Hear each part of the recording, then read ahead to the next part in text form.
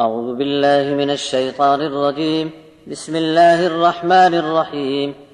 كنتم خير أمة أخرجت للناس تأمرون بالمعروف وتنهون عن المنكر وتؤمنون بالله ولو آمن أهل الكتاب لكان خيرا لهم منهم المؤمنون وأكثرهم الفاسقون لن يضروكم إلا أذى وإن يقاتلوكم يولوكم الأدبار ثم لا ينصرون ضربت عليهم الذلة أينما ثقفوا إلا بحبل من الله وحبل من الناس وباءوا بغضب من الله وضربت عليهم المسكنة ذلك بأنهم كانوا يكفرون بآيات الله ويقتلون الأنبياء بغير حق ذلك بما عصوا وكانوا يعتدون ليسوا سواء من أهل الكتاب أمة قائمة يتلون آيات الله آناء الليل وهم يسجدون يؤمنون بالله واليوم الآخر ويأمرون بالمعروف وينهون عن المنكر ويسارعون في الخيرات وأولئك من الصالحين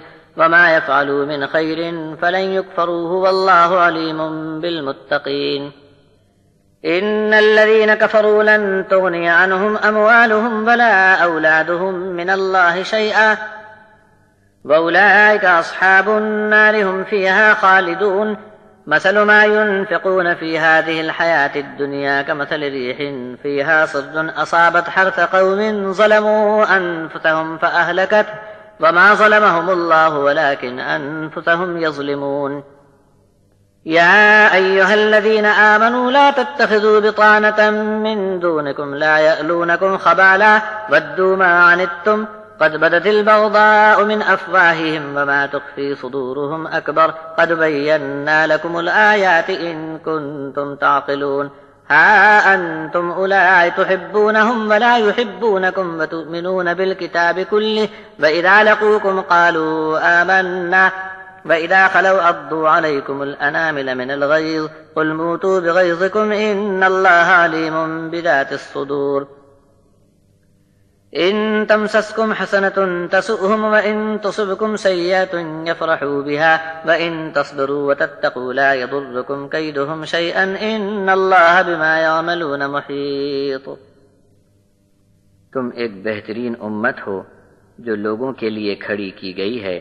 بھلائی کا حکم کرو گے اور بدی سے روکتے رہو گے اور تم اللہ پر ایمان رکھتے ہو. اور اگر پہلے سے کتاب پائے لوگ بھی ایمان میں آ جاتے تو ان کے حق میں بہتر تھا. ان میں کچھ لوگ ایمان والے ہیں اور اکثر لوگ حکم کے مطابق چلنا نہیں چاہتے.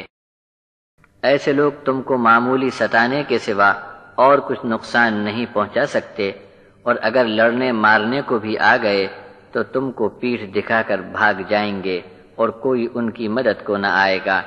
ان پر ذلت کی مار ماری گئی جہاں بھی پائے جائیں گے اللہ کی رسی میں ڈھیل کے طفیل میں، اور کبھی لوگوں میں تعلق کی وجہ سے بچ گئے تو اور بات ہے. مگر یہ لوگ تو اللہ کا غضب کما کر لائے ہیں. حاجت مندی ان پر مسلط کر دی گئی ہے. یہ اس لیے ہوا کہ وہ اللہ کی آیات کے منکر ہوئے اور نبیوں کو ناحق قتل کیا.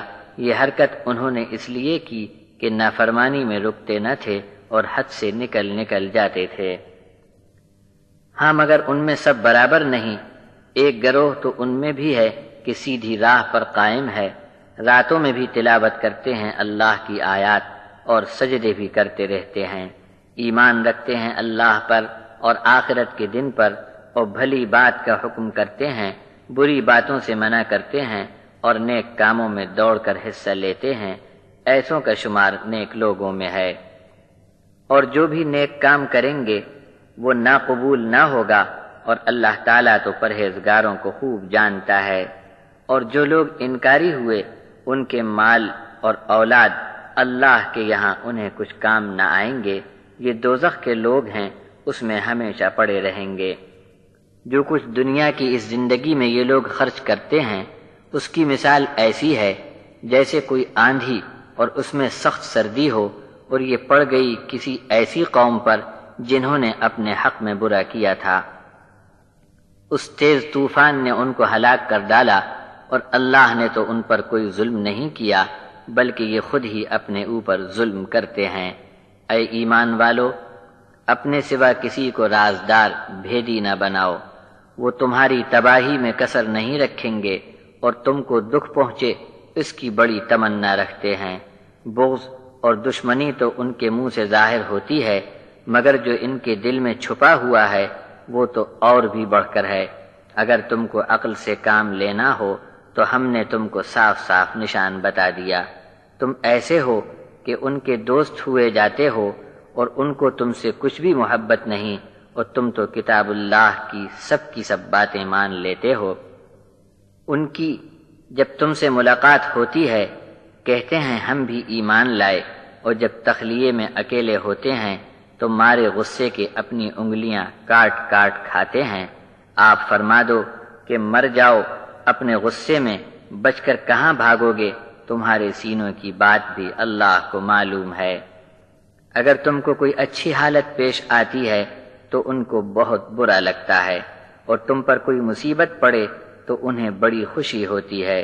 اگر تم صبر سے جمے رہے اور بچتے رہے تو ان کے فریب سے تمہارا کچھ نہ بگڑے گا۔